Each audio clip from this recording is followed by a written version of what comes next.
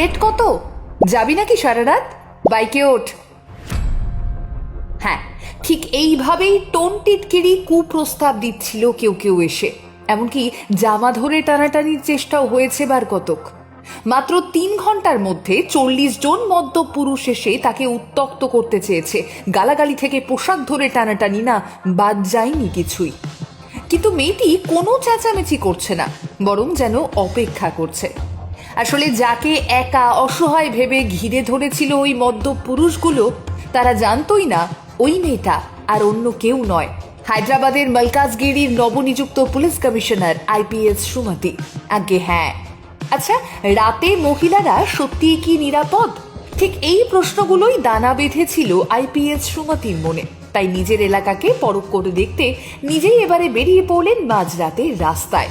আটক করা হলো সেই 40 জন ইফটিজারকে। আসলে সেই মুহূর্তে পুলিশ কমিশনারকে ঘিরে আড়ালে লুকিয়েছিল পুলিশ ফোর্স। সকলে বলছেন ঠিক এমন পুলিশ অফিসারই